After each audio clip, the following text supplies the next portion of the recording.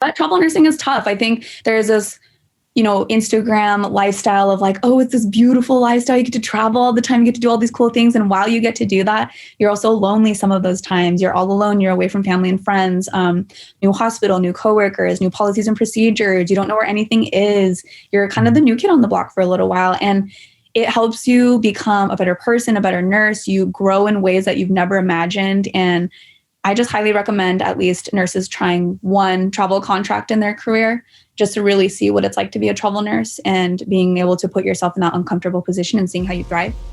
Hello, and welcome to the Art of Emergency Nursing podcast. This is where we share stories for inspiration, entertainment, and encouragement, because we all know emergency nurses have the best stories. Now here's your host, Kevin McFarland. Hey everyone, Kevin McFarland here from the Art of Emergency Nursing, and thanks for downloading this episode. And as always, thanks for listening to the podcast. Before I get into this week's episode, I just want to let you know that I just got back from the Nurses PodCon, and it was an amazing experience. I got a chance to hang out with a bunch of amazing nurse podcasters from all over the country, and holy cow, you get a bunch of podcast nerds in one room, and they are going to have fun. Some of the podcasts included the Good Nurse, Bad Nurse podcast, Just Some podcast for emergency nurse practitioners. Oh my God, those guys were hilarious. Up My Nursing Game. Annie was amazing. Neurodivergent Nurse and Nursing Uncensored. And those are two podcasts I've been listening to for a while. If you missed this great time, most of these podcasts will be posting their episodes soon enough, and I hope you get a chance to listen to them.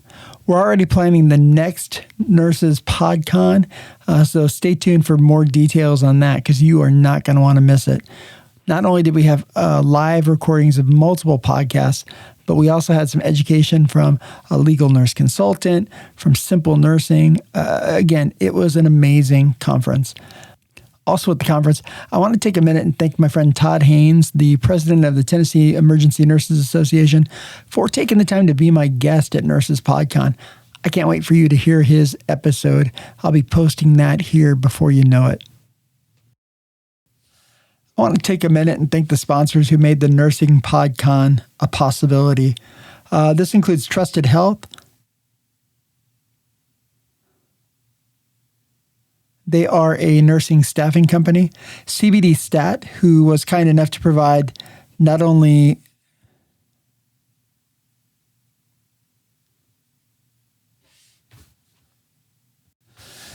I also want to take a minute and thank the sponsors who made the Nursing PodCon possible.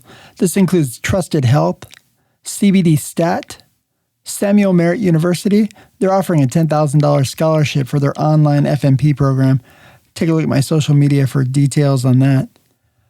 Stoggles, who provided me with an amazing pair of safety goggles. And the Echo stethoscopes. Oh my God, if you haven't tried this thing yet, you have got to. It is fantastic. What an amazing stethoscope. Again, thanks to the sponsors for making this whole thing possible. All right, let's get to today's episode.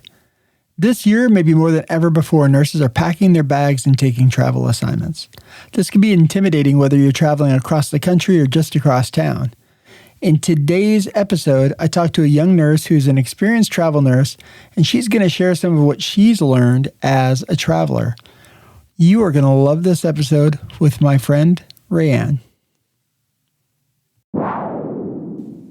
My name is ReyAnn Moya, originally from Santa Fe, New Mexico. I am a nurse now of 7 years. It's really crazy. Wow. I have been traveling for a little over 2 years. I'm almost pushing 2.5 as an ER nurse. I don't know if I already mentioned that. Most of my nursing experience was at the University of New Mexico Hospital in New Mexico, only level 1 trauma center, currently in Seattle, Washington. Just enjoying the lifestyle here. I'm really sad because of the pandemic because I don't get to do anything these days, but I'm a huge hiker, love music festivals, love international travel. If I'm not working, I'm traveling somewhere, obviously pre-pandemic. That's just kind of me in a nutshell. Nice. So with traveling, what's the coolest place you've traveled to? I would say San Francisco and Washington, both for very different reasons. San Francisco is very city-esque.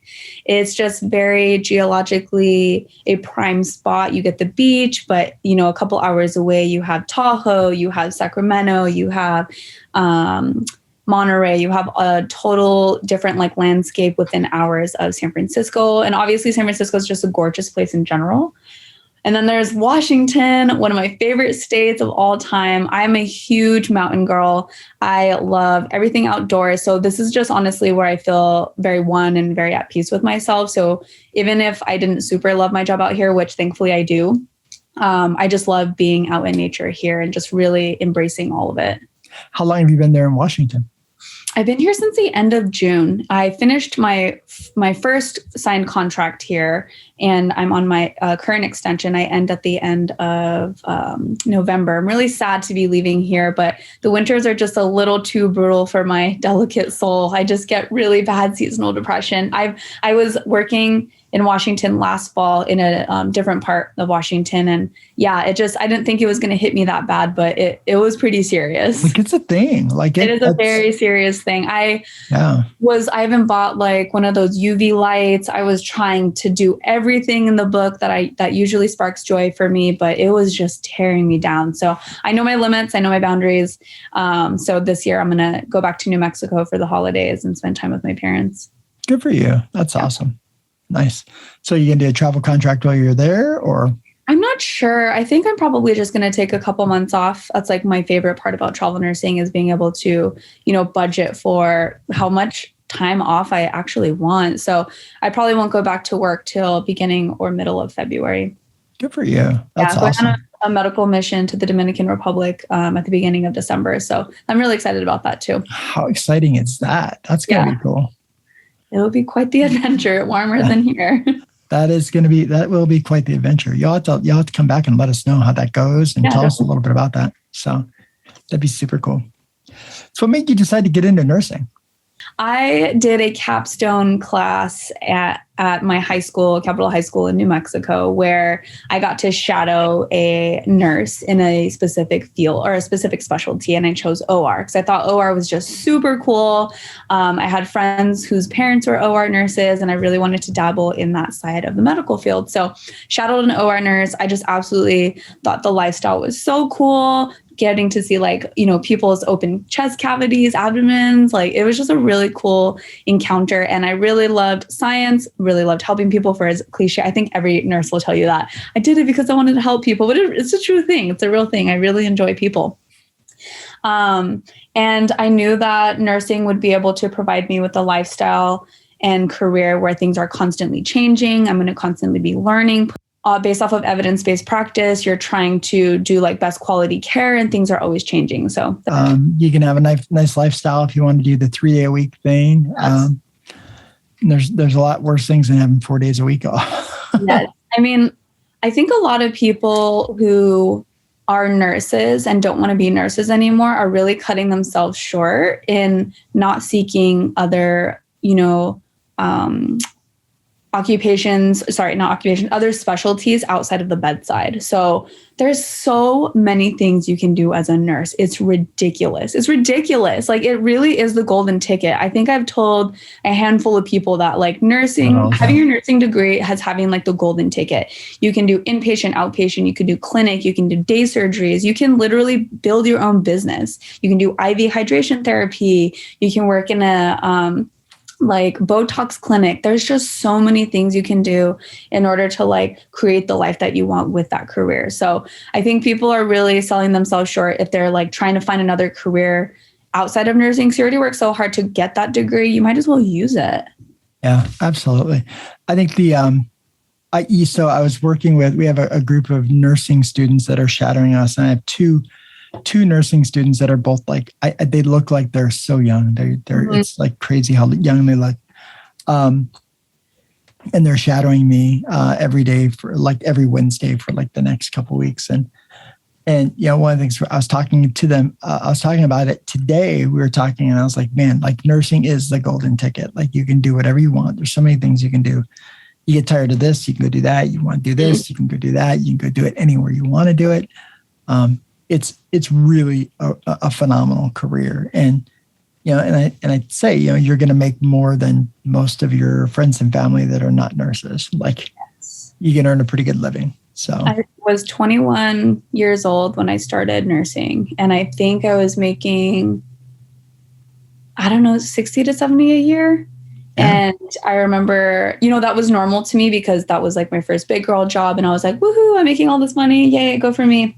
And my aunt who works for the state was like, I wasn't making that much money until 10, 15 years into my career. And I was like, oh, dang, like it's serious. Yeah. And again, I think we touched on this before. Not every nurse makes a good amount of money. Some people are making, garbage pay. But I think overall nurses it's one of the higher paying fields for sure. For sure. One of the higher paying fields. So I think I've never regretted ever making the decision to become a nurse. Like to me, it's always been like a great decision. Absolutely. I mean, the first best decision I've ever made was becoming a nurse, and my second was becoming a travel nurse. And some days travel nursing is like my best decision, but it provides such a free lifestyle. And I know there are tons of nurses who will like point the finger at me and say, you're a liar. Like from my personal experience, I have created such a badass life just from this career. Yeah. You just have to find what works for you. And when you're in nursing school, unfortunately, they do preach majority of inpatient this, inpatient that. You're not a good nurse if you're not an inpatient nurse first, blah, blah, blah. Med surg first, and then figure out your specialty. But really, you can do whatever you want at any point in time. You can pivot your life at any point in time. It's just so crazy. And when you have that power over your career is really when you'll be able to like propel yourself forward. I think it's a lot of not believing in yourself and really not understanding the capabilities of your degree that kind of hold you back. Yeah. What made you decide to want to do traveling? So at UNM, I had worked with travel nurses. I had never really, a lot of people who I'm travel nurses or who are my friends now who are travel nurses are like, I've always wanted to be a travel nurse. Me, I didn't know about it until those nurses came to work at UNM. When they explained it to me, I was like, whoa, this is basically what I'm doing now, minus, it being my job. Because on my off days, I would work. And then on my off days, I'd be like abroad or I'd be in another state, like traveling. So when I talked with them, we just jived immediately. Like their lifestyle, their way of living, it was everything that I wanted. So a couple of years after I had found out about travel nursing, I was like, you know what, it's time to make the decision to like transition into this new lifestyle. I literally started talking to a recruiter. I figured out the location that I wanted and I said, this is it. But my main reasons, my main whys are being able to have more freedom and flexibility in my life, more opportunities to take off time in between contracts to travel, because I was working like my Sunday, Monday, Tuesday, traveling Wednesday all the way to the next Wednesday, and they're working Thursday, Friday, Saturday, which was fine. But after a while, you get really tired. And it essentially, I wasn't able to travel as much as I wanted to. So that was a big reason for me, was be able to take like months off to be able to travel. Yeah. And I knew that it paid more money. That actually wasn't my initial reason to go into travel. It was just my love for travel. Yeah. So that's the real answer, is just adventure. That's cool. And what's it like to be a travel nurse? So like you go to these places, you take a, 12, 13 week, 15 week contract. What's it like to go to a brand new place you've never been and just be like, okay, I'm going to post up here and I'll be here for a while? The phrase I like to use is uncomfortable, or the word I'd like to use. The phrase I like to use when I'm talking to new travelers or people trying to get involved in travel nursing is get uncomfortable with being uncomfortable. Did I say that right? Get comfortable with being uncomfortable. There you go. Yeah. I don't know if I told you, I just got home from Hawaii yesterday and my jet lag is still a little bit real. So sorry for the word slip ups, but yes, get comfortable with being uncomfortable. It is a hard lifestyle. And I don't think people really realize that. There's a difference between the travel nurses that we're seeing now come into the field because of the pandemic and pre-COVID COVID travel nurses. I call them the OG travel nurses. A lot of the OG travel nurses were doing it for the adventure, for the fun, for the spontaneity. Now it's obviously very money directed, and it's no hate towards those nurses because I want nurses to get compensated accordingly. But it is definitely a lot different now. Now it's like for a job. You know what I mean? It's not always for the adventure and the fun. Yeah. But travel nursing is tough. I think there's this, Instagram lifestyle of like, oh, it's this beautiful lifestyle. You get to travel all the time. You get to do all these cool things. And while you get to do that, you're also lonely some of those times. You're all alone. You're away from family and friends, new hospital, new coworkers, new policies and procedures. You don't know where anything is. You're kind of the new kid on the block for a little while. And it helps you become a better person, a better nurse. You grow in ways that you've never imagined. And I just highly recommend at least nurses trying one travel contract in their career just to really see what it's like to be a travel nurse and being able to put yourself in that uncomfortable position and seeing how you thrive. Yeah. Nurses are just so resilient. And I just think it constantly shows you how resilient you are as a human being, just putting yourself in those uncomfortable positions. Yeah.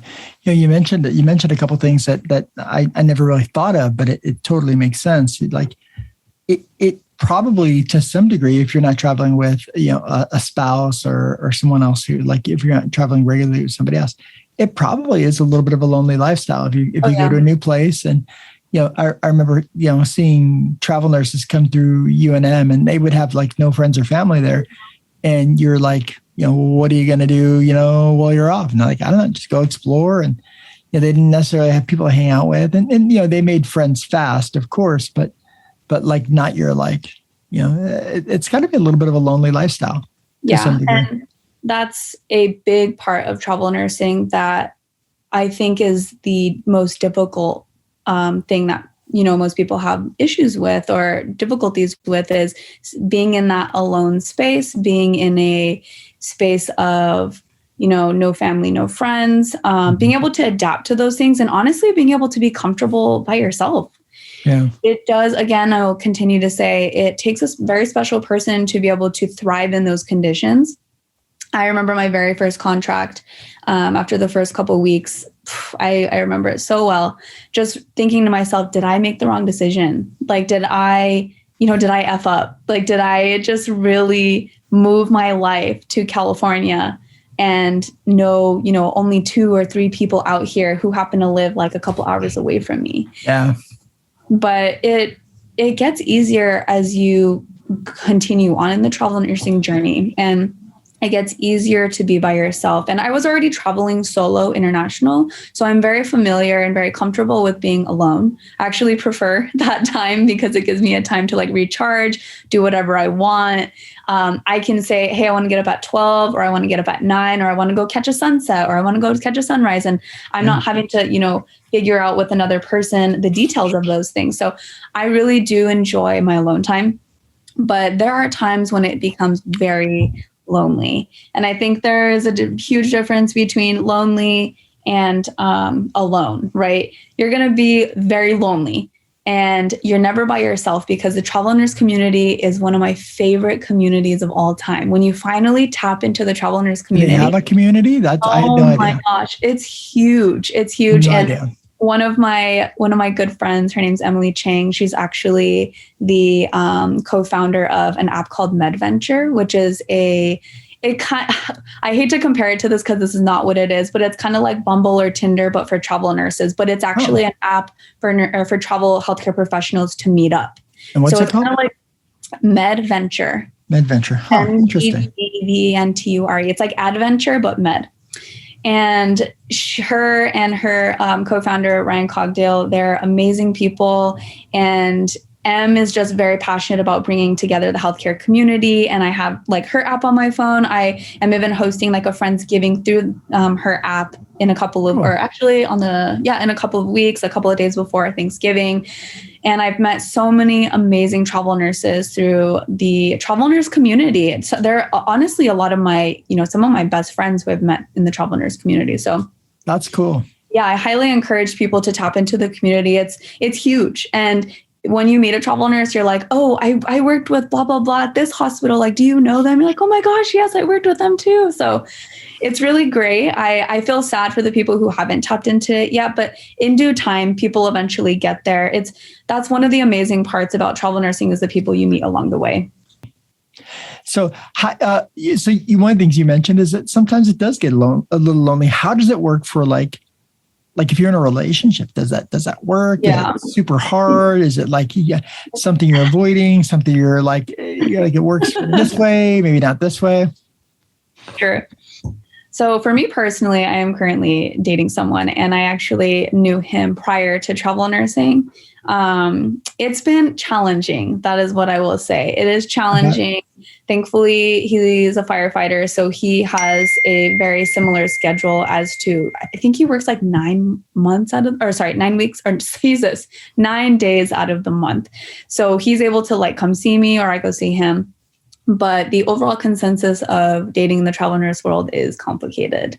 But man, you don't know how many. This is probably one of the most controversial topics because we're moving so frequently. They're 13-week assignments. You meet someone you really enjoy, and then you're like, oh, I got to leave.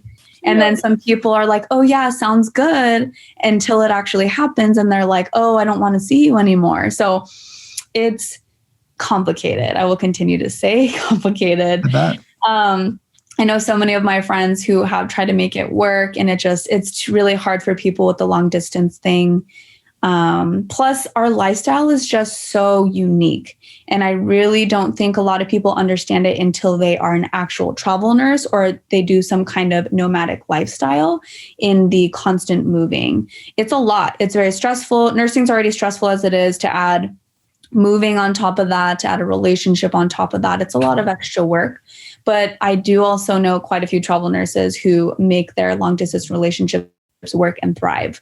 So it really depends on the person. It depends on if they encourage your lifestyle or if they're kind of jealous of your lifestyle. It does happen. And a lot of people have, a difficult time kind of adjusting or understanding like this is our life. So you're either with us or you're not. And if you can't commit, that's okay. It's not for everybody. But if you are going to commit, you have to understand like it does come with some hurdles along the way. Yeah. Now it'd be easy. I remember one of the first travelers that I remember working at UNM when before traveling was cool and traveling was a big thing. We had a set of 3 people that were like kind of traveled as a group. Yes, I love it. And all 3 of them came. They were all Canadians. They were all Canadians that came and ended up there at the same time and worked at the same hospital. And they were all fantastic. And they were kind of a tight knit group. And then they brought more people. They're like, hey, this place is okay. Why don't you come down? And then they went from traveling to staff and ended up being there for quite a long time. Was this at the old ER? Mm-hmm. That is like it makes me smile because that's such an amazing part of this lifestyle is you meet so many people living so many different types of lives. So I have travel friends. And when I'm talking about travel friends, I'm talking about PT, OT, speech pathology, nurses. I didn't know all those did travel too. Yeah. So PT, OT, speech, pathology, radiology techs, ultrasound techs, techs themselves, MAs, ER techs. Who else?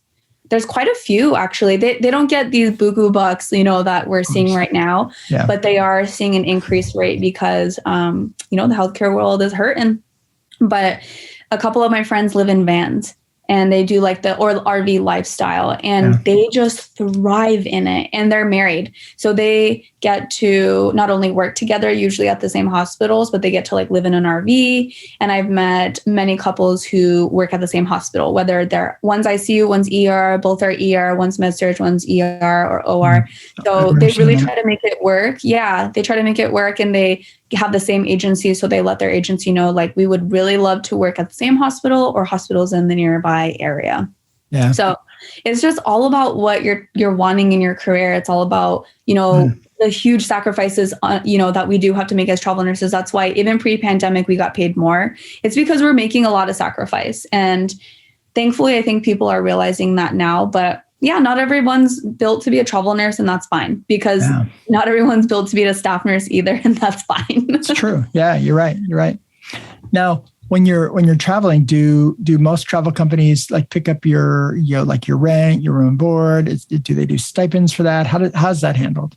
So as a travel nurse, you get paid in two ways. You get paid your taxable rate, which is your hourly rate, and then you get your non-taxable stipend. So your taxable rate is usually, this is pre-pandemic, and even now, I guess, is anywhere between $20 to $30. So it's on the lower spectrum, and that's normal. That's very normal for a typical contract.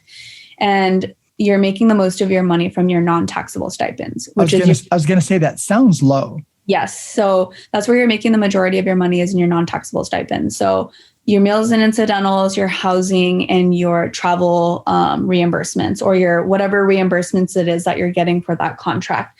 So with these high rates, because if once you max out on your non-taxable monies, and that's based off of like GSA and government stuff, once it's maxed out, then the rest of your money gets pushed into your hourly rate. So now my hourly rate's like $69, which is like a really high hourly rate from pre-pandemic, right? Yeah. Usually it's like $20, $30. Even when I was in San Francisco, I was making $20, $30 an hour. That's it? Right. That's it? But my non-taxable stipends were really high. They were maxed out. And in a place like San Francisco, the GSA rates for housing are like high, because it's such an expensive area. Correct. So I was at one point making, I want to say it was like close to $5,000 a week out there. So at that point, my taxable rate was high. And my meals and incidentals and my reimbursements were maxed out. So that's how you get paid as a travel nurse. You have your taxable hourly rate, and then you have your non-taxable stipend. So they cover things like licensures, TNCC, BLS, ACLS, things like that. They also cover your meals. It's a daily allowance. Your rent, it's a daily allowance. What you decide to buy or to rent out on your assignment is up to you. If it's more than your weekly allowance, that's on you. You're not going to make any money, but it really depends on like what kind of lifestyle you want to live. But that's how you make most of your money, is through the non-taxable stipends. Okay. Now, when you do these travel assignments, do you find a place like a home to rent? Do you just go stay in a hotel for 12 weeks? How do you handle that? So for me personally, this is again how travel nurses make most of their money with that non-taxable stipend. They take the housing stipend from their agency instead of getting agency housing.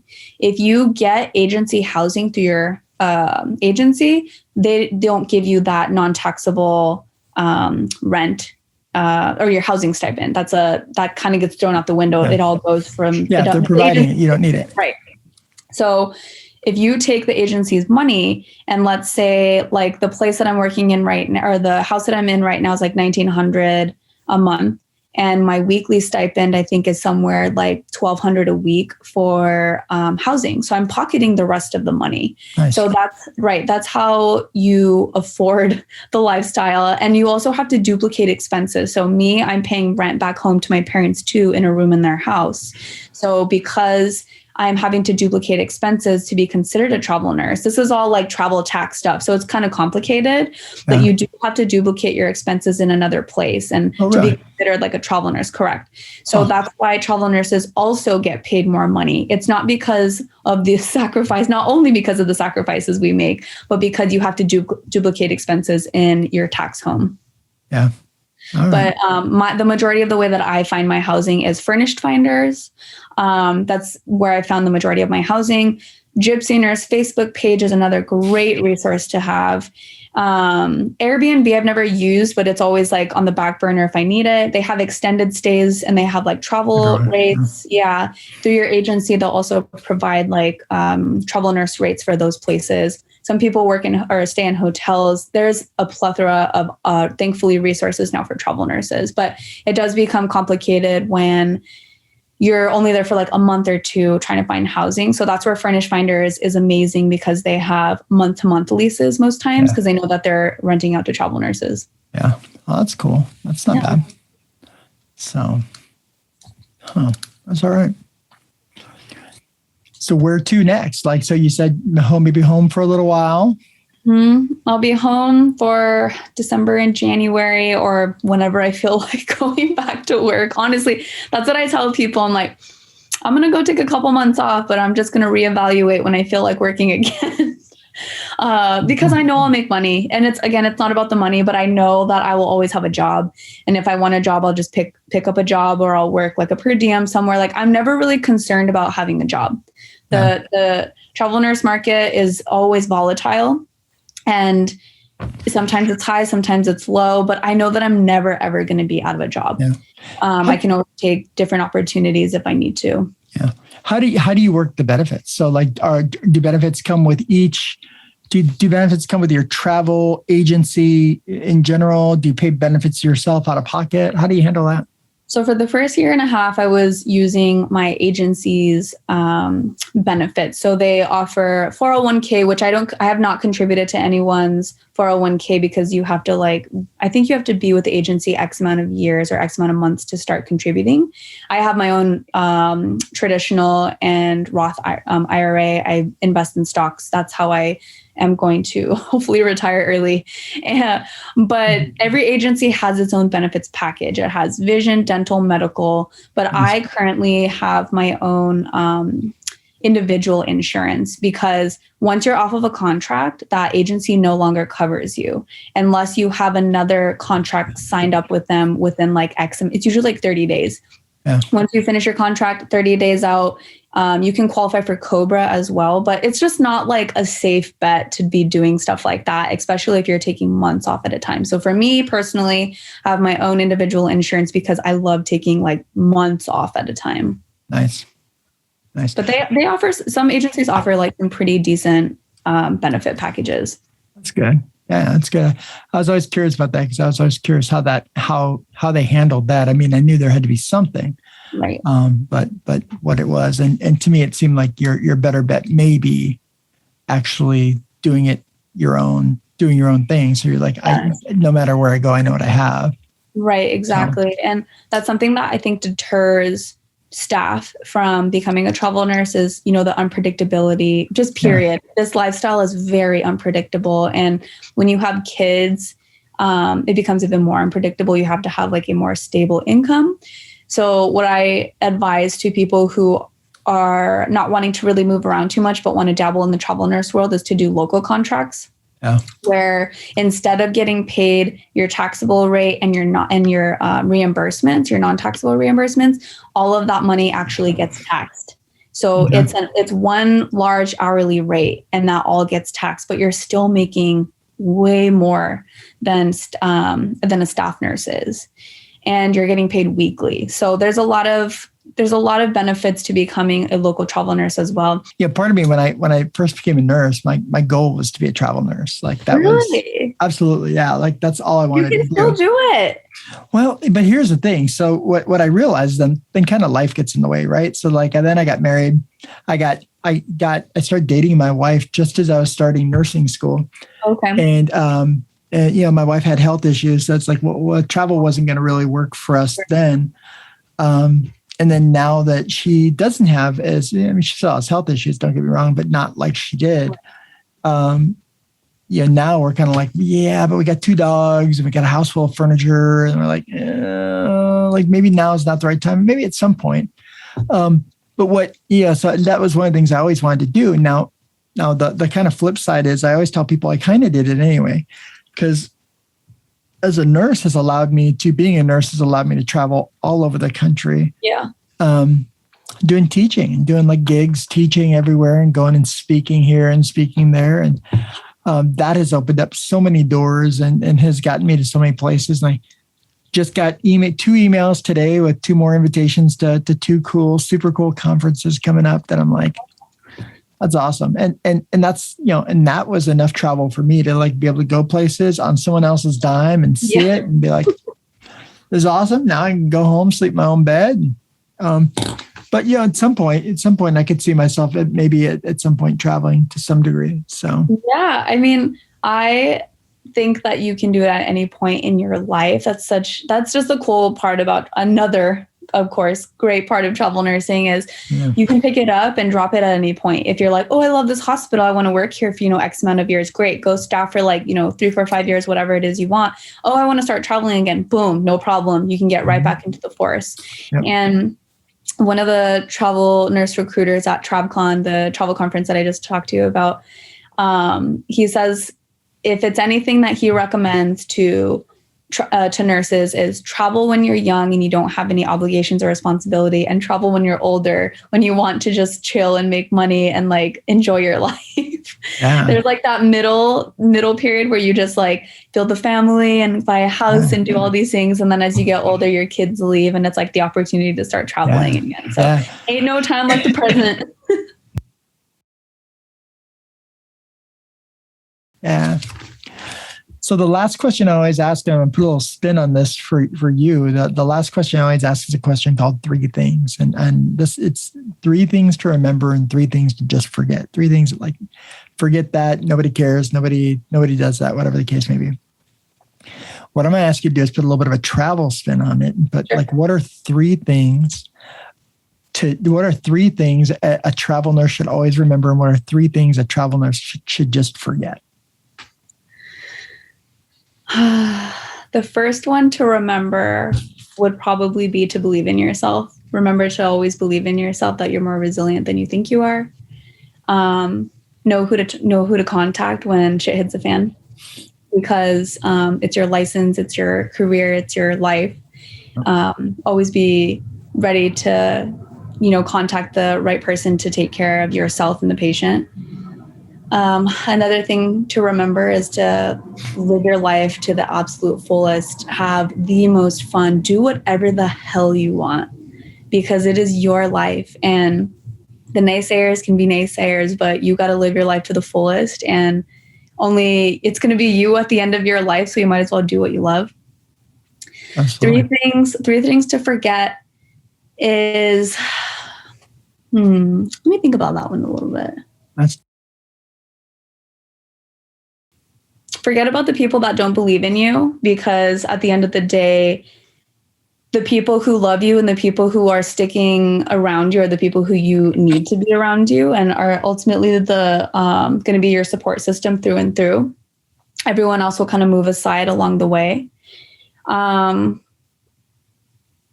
Forget about being perfect. Forget about doing things that forget about things that are in the box. So step outside of your comfort zone and forget about fitting the mold of society. That's a huge one for me, is forget about just trying to fit in. Just try to be yourself. And another forget is, I don't know. Forget about your limits. Forget about the fact that you can just cap out at any point that you want, that the sky is the limit. So forget about the limiting beliefs. Forget about all of the times where you doubt yourself and where you think that you can't do it, because you can. I know a lot of these kind of sound the same, but just forget about the limiting beliefs, because it's all just up in your head, and it's all about just really manifesting the things that you want in your life and working hard for them, and just really truly believing that it's already yours. That's cool. So I think those are my 3 forgets and my 3 continues. Awesome. One last question that I meant to ask and I forgot to. Yeah. How do you find that the regular staff treat you as a travel nurse? Are they usually pretty good, or is it sometimes a little bit of, are there a little bit of haters? I've only had 2 haters in my entire time. And it's not bad. It wasn't even really, I do a lot of inner work. I do a lot of personal development. So I know when someone is projecting their own inner world onto me. And it was a majority of the time them just projecting their own insecurities or their own limiting beliefs onto me, because I was living possibly a life that they either want for themselves or they don't see themselves doing. But 99.9% of the time, it has been extremely welcoming. the majority of the hospitals that I've been at have asked me to stay staff, which always feels really good. I'm like, oh, thank you. Thanks, but no. Yes. I mean, and some of them I thought about staying at, but I'm like, I'm just not ready to settle down yet. I'm just not ready to plant roots yet. But, I'll have you in the back of my mind for when I do. But everyone is so welcoming and helpful. And you just have to have this certain presence about yourself and a way that you deliver, your just messaging and the way that you deliver yourself in the day-to-day that people actually want to help you. Some travel nurses are very keep your head low, just do your job and go home. And some days I'm like that too. But the majority of the time, I want to get to know people. I don't want to get involved in the drama. I don't want to get involved in the hospital politics, but I would love to get to know the people that I work with, because nursing is a team effort and it's hard to do it by yourself. So I've personally had nothing but great experiences so far. One of the things that has to be cool is you get to make friends all over the world. Yes. Oh my gosh. I have homies all over the map, which is like again, there's so many great things about travel nursing, also many cons. I don't want to make this seem like it's a glorious lifestyle, but there's a lot of struggles that come with it. But the travel nurse community just makes me feel so perfect. It makes me feel so at home and so grounded and just like I'm with my people that understand me. They know what I'm going through. Just people who get it. And I think it takes a long time for people to find that community in their life. And I've been so fortunate enough to find it in the travel community. So it feels good. It feels good to be around people who like the same things that you do or have the same lifestyle as you do. That's awesome. Very cool. Now, where can people find you online? You do a lot of social media stuff. Where can people find you? Yes, that's actually something that travel nursing has brought me into as well, is a little bit of I don't want to call myself a nurse influencer because I am definitely not that, but I've done advertising and I've gotten, good to work with really big travel nurse agencies and companies. So, it's brought a lot of really cool things to me otherwise. But my Instagram handle is at my first name and my last name. So ReyAnn Moya. I think that's my TikTok handle as well. Facebook, I only use for saying what's up to my family, so you don't need to look for me on there. But yeah, hit me up in my direct messages or email me, ReyAnnMoya@yahoo.com. I'm happy to answer any questions or point you in the right direction of what you guys need. Awesome. And thank you for having me on, Kevin. I truly so much fun. It's so great to catch up with you. Yeah. And it's good to see you flourishing and doing something so cool. I mean, I remember you're a brand new baby nurse, and holy cow, look at you now. Man, I could talk about travel nursing all day. It's definitely one of those things that I just love preaching to the skies about, because it's just provided such an amazing lifestyle for me. But yes, not for everyone, but awesome. I would love people to tap into it. Thanks for listening to the Art of Emergency Nursing podcast. Make sure to subscribe to the podcast and follow us on Facebook.